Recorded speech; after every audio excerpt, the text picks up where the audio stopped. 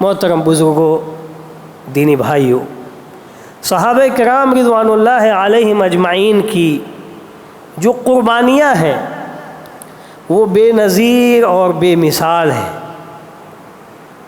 قیامت تک اس طرح کی مثالیں دیکھنے کو نہیں مل سکتی، نہ اس طرح کے لوگ آ سکتے ہیں اور نہ ان کے جیسے اعمال ہو سکتے ہیں۔ اسی لیے اللہ تعالیٰ نے کہا فَإِنْ آمَنُوا بِمِثْلِ مَا آمَنْتُمْ بِهِ فَقَدِ اهْتَدَوْا، اگر لوگ اس طرح ایمان لائیں جس طرح سے تم لوگ ایمان لائے ہو، یعنی صحابہ کی طرف اللہ رب العالمین کا اشارہ ہے کہ لوگ اس طرح ایمان لائیں جس طرح سے تم لوگ ایمان لائے ہو، فَقَدِ اهْتَدَوْا، تو وہ ہدایت یافتہ ہو جائیں گے۔ یعنی ان کے ایمان کی سرٹیفکیٹ اللہ رب العالمین نے دی ہے، ان کے عمل کی قبولیت کی سرٹیفکیٹ اللہ تعالیٰ نے دی ہے، اور قرآن ناطق ہے رضی اللہ عنہم ورضوا عنہ، اللہ ان لوگوں سے راضی ہو چکا، راضی ہو گیا اور وہ لوگ اللہ رب العالمین سے راضی تھے۔ ایسی بے نظیر اور بے مثال قربانیاں انہوں نے پیش کی ہیں، اور وہ ہمارے لیے نمونہ ہے، اور قیامت تک کے لیے وہ نمونہ ہے۔ سعادت مند ہیں وہ لوگ جو ان نمونوں کو اپنے لیے حرز جاں سمجھتے ہیں اور اس کی روشنی میں اللہ رب العالمین سے عمل کی توفیق مانگتے ہیں۔ میرے بھائیوں، میں نے ایک بات یہ کہی تھی اور کہتا رہتا ہوں کہ اس بات کی اس وقت کوئی گارنٹی نہیں ہے کہ کوئی شخص اللہ رب العالمین کی راہ میں اپنی محبوب سے محبوب ترین شے صدقہ کر دے، قربان کر دے اور اللہ کی راہ میں خرچ کر دے۔ اس کی کوئی گارنٹی نہیں ہے کہ کون وہ بندہ ہے اور کس کے بارے میں یہ کہا جا سکتا ہے، لیکن اس بات کی ضرور گارنٹی ہے کہ صحابہ کرام رضوان اللہ علیہم اجمعین نے اپنی سب سے قیمتی اور سب سے محبوب ترین شے اور سب سے اعلیٰ قسم کے مال کو انہوں نے اللہ رب العالمین کی راہ میں خرچ کیا ہے اور صدقہ کیا ہے، جس کی کچھ مثالیں میں نے پچھلے خطبے میں آپ کے سامنے پیش کی تھی۔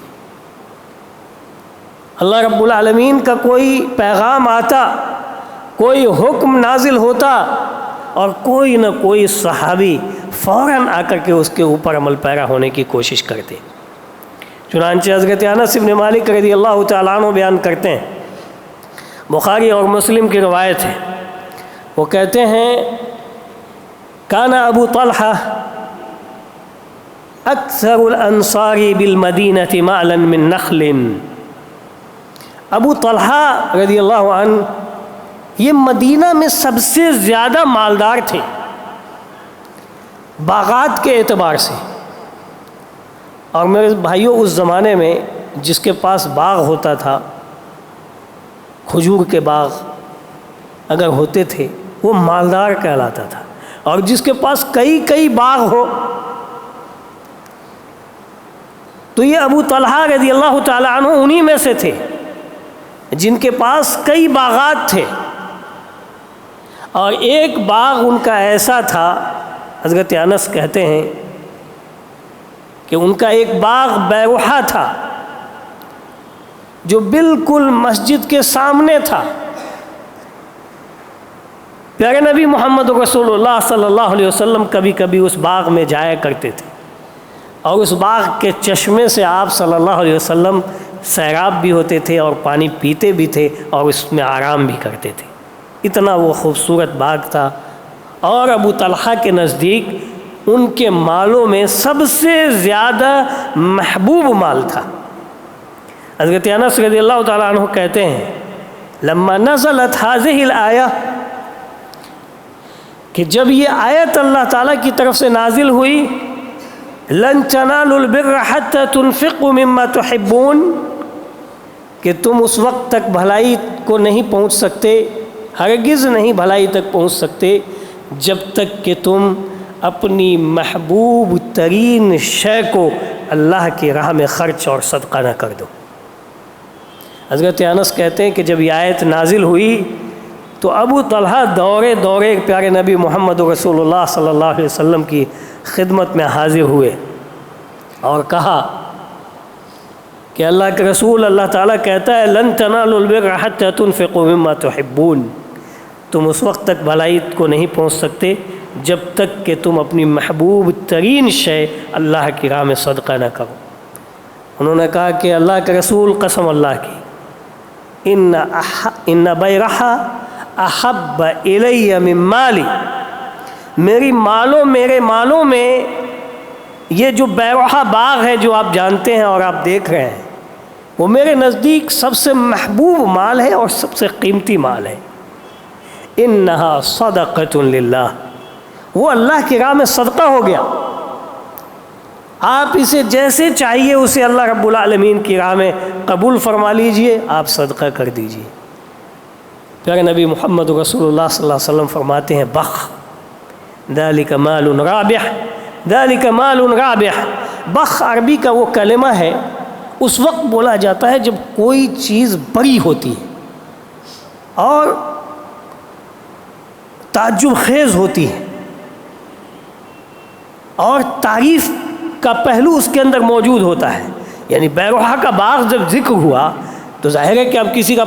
کیننگ اسٹریٹ میں بہت بڑی دکان ہو اور وہ کہے کہ وہ اللہ کے راہ میں وقف، پاک اسٹریٹ میں کسی کی پوش ایریا میں کسی کی بڑی دکان ہو، اور وہ ظاہر ہے کہ انسان کے نزدیک وہ چیزیں معروف ہوتی ہے تو انسان تعجب کرتا ہے اور تعریفی پہلو اس کے اندر موجود ہوتا ہے، اس وقت استعمال ہوتا ہے کیا؟ بخ۔ اور پھر نبی صلی اللہ علیہ وسلم نے کہا ذالک مال رابح، ذالک مال رابح، یہ تو بڑا ہی نفع بخش مال ہے، بڑا ہی نفع بخش مال ہے۔ اور آپ صلی اللہ علیہ وسلم نے فرمایا کہ ابو طلحہ تم نے جو کچھ کہا ہے وہ میں نے سن لیا، لیکن میری یہ رائے ہے کہ تم اسے اجعلها فی الاقربین،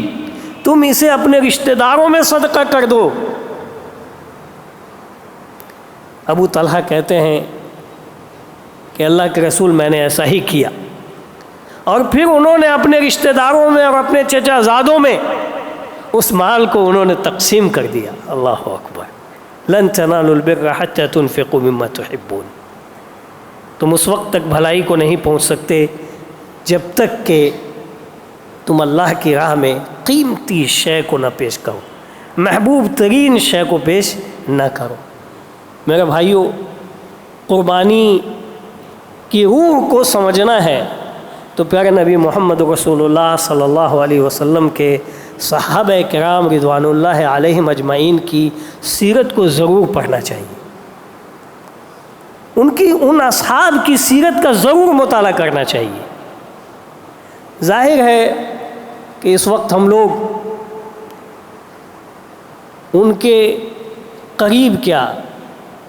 ان کے دھول کے ان کے پاؤں کے دھول کے بھی برابر نہیں ہو سکتے،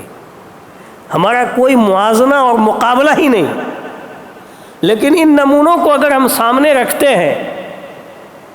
تو شاید اللہ رب العالمین کچھ عمل کی توفیق دے دے اور اللہ تعالیٰ اسے قبول فرما لے۔ یہی ہمارے لیے معراج ہے، یہی ہماری معراج ہوگی اور یہی ہمارے لیے بہت بڑی سعادت اور کامیابی کا ذریعہ ہوگی۔ اور ایسا نہیں ہے کہ اللہ رب العالمین کا وعدہ پہلے تھا اور اب نہیں ہوگا، ایسا نہیں ہے۔ ہمارے کمزور ایمان کے باوجود اور ہماری کم مائگی اور کم عملی کے باوجود بھی اللہ رب العالمین ضرور بالضرور شرف قبولیت بخشے گا۔ ضرورت ہے ہمیں اپنی نیت کو درست رکھنے کی۔ جس کے پاس مال ہے وہ اپنے مال سے اللہ کی عبادت کر سکتا ہے، مال سے اللہ کی جنت کو خرید سکتا ہے۔